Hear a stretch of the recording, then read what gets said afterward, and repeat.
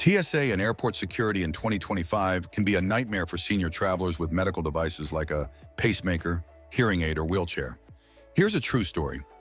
Last month, a 74-year-old traveler with a pacemaker was detained for over 2 hours at Denver International Airport because she made one critical mistake most seniors don't know about.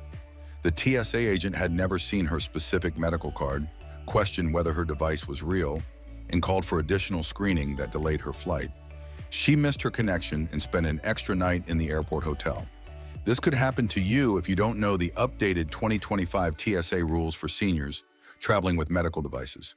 Make sure to hit subscribe now so you never miss weekly senior travel hacks, TSA updates, and airline secrets that could save you time, money, and stress on every trip.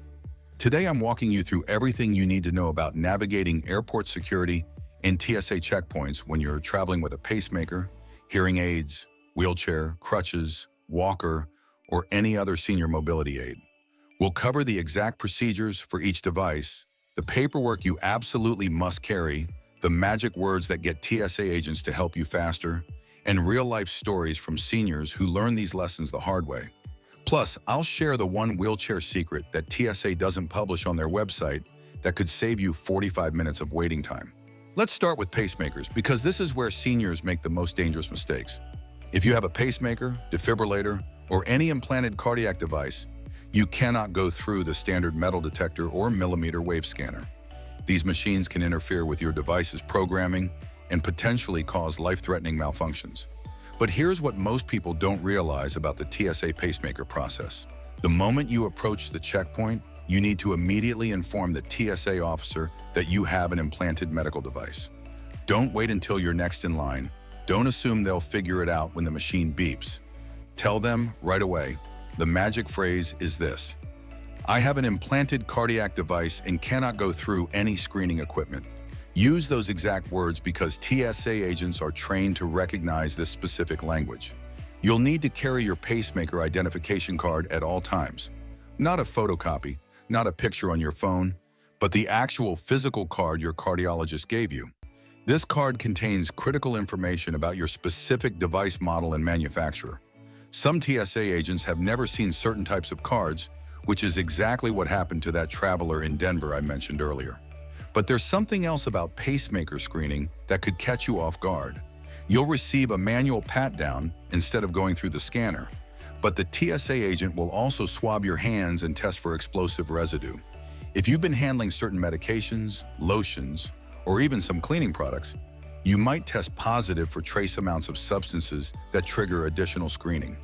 The solution is simple. Wash your hands thoroughly before entering the security area and avoid handling anything unnecessary.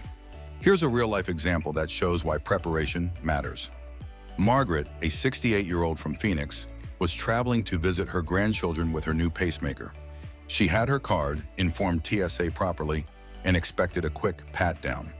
But she had applied hand lotion in the car that contained glycerin, which can sometimes trigger explosive detection systems. She ended up in secondary screening for 30 minutes while TSA verified her identity and device. Now she always washes her hands and waits to apply lotion until after security. Now let's talk about hearing aids, and this might surprise you. Modern hearing aids are incredibly sophisticated devices with Bluetooth connectivity, rechargeable batteries, and advanced processors. The good news is you can keep your hearing aids in during all TSA screening procedures. You don't need to remove them from metal detectors, body scanners, or X-ray machines. However, there's one critical thing TSA doesn't advertise on their website about hearing aids that could save you significant time. If your hearing aid has a smartphone app or Bluetooth connectivity, turn off these features before approaching security. TSA agents sometimes ask passengers to demonstrate that electronic devices are functional, and if your hearing aid is connected to your phone and starts making notification sounds during screening. It could trigger additional questions and delays. Keep the hearing aid on for your hearing needs, but disable the smart features temporarily. You should also carry documentation from your audiologist, especially if you have bone-anchored hearing aids or cochlear implants. These devices look different on X-ray machines and might prompt questions from TSA agents who haven't encountered them before. A simple letter from your doctor explaining the device can prevent confusion and speed up your screening. The wheelchair situation is where TSA procedures get more complex, and this is where that secret I mentioned earlier becomes crucial. If you use a wheelchair, you have specific rights that many TSA agents don't properly communicate. First, you never have to transfer out of your wheelchair unless you choose to. TSA can screen you while you remain seated, using handheld metal detectors and manual inspection techniques. But here's the insider information that could save you 45 minutes. If your wheelchair has removable parts like footrests, armrests, or seat cushions, you can request that TSA screen these components separately while you remain in the chair. Most agents will ask you to transfer to a TSA-provided chair so they can put your entire wheelchair through the X-ray machine. However, you can refuse this and ask for manual screening instead. This keeps you more comfortable and often moves faster because there's no waiting for available TSA chairs or assistance with transfers.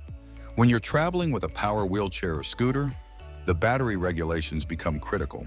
Lithium batteries over 300 watt-hours are prohibited on aircraft, and you'll need documentation proving your battery meets airline requirements.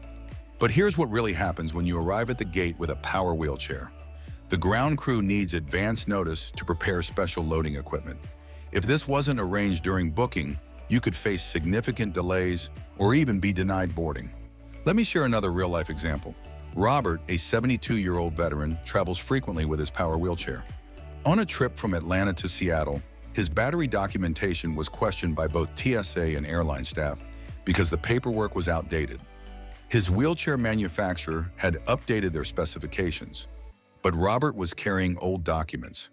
He missed his flight and learned that battery documentation should be updated annually or whenever manufacturers release specification changes. Crutches and walkers have their own TSA considerations that many seniors overlook. Standard crutches and basic walkers can go through X-ray machines without problems, but if your mobility aid has electronic components, special grips, or medical attachments, additional screening might be required. The key is communication and preparation. If you're using crutches, you'll likely need assistance navigating the physical layout of security checkpoints. Those plastic bins are difficult to manage while balancing on crutches, and the walking distance through some airports can be exhausting. Request wheelchair assistance even if you don't normally use one. Airlines provide this service free of charge, and it can transform your travel experience from stressful to manageable. For walkers with wheels, storage compartments, or built-in seats, TSA will inspect these features carefully. Remove any personal items from walker storage areas before screening, and be prepared to demonstrate how folding mechanisms work. Some TSA agents haven't seen specialized walkers with advanced features and might need extra time to understand the device. Other senior mobility aids create unique TSA situations. Compression stockings, back braces, and knee supports might trigger additional screening if they contain metal components. Portable oxygen concentrators require specific documentation and advance airline notification. Even something as simple as a seat cushion for comfort during long flights needs to be removed from carry-on bags for separate screening. But there's one thing about medical documentation that could save you hours of frustration. Always carry original prescriptions or doctor's letters for any medical device or aid, even items that seem obviously medical. TSA agents encounter unusual items daily and sometimes need verification that something is legitimate medical equipment rather than a prohibited item disguised as medical gear. The reality about TSA screening is that consistency varies significantly between airports and even between different agents at the same location. What works smoothly at your home airport might create problems somewhere else. The best defense is over-preparation and understanding your rights as a passenger with medical needs. Here's what really happens during the screening process that most seniors don't expect. If you require manual screening or special procedures, you'll often wait longer than other passengers.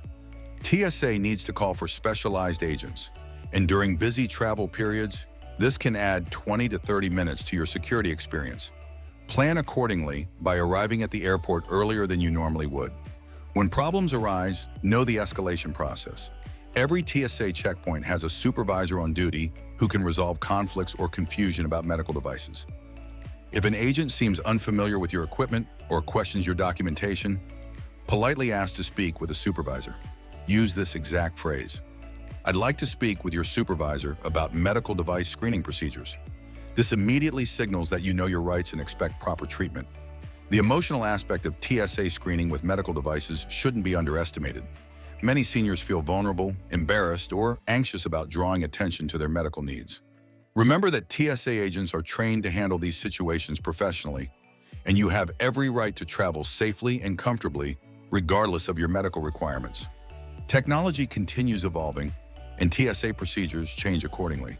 In 2025, some airports are testing new scanning equipment that's safer for pacemakers, and digital medical cards are becoming more widely accepted.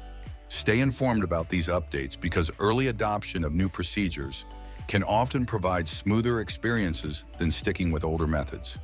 Your preparation checklist should include current medical documentation, backup power supplies for electronic devices, comfortable clothing that accommodates screening procedures, and contact information for your medical providers in case questions arise during travel.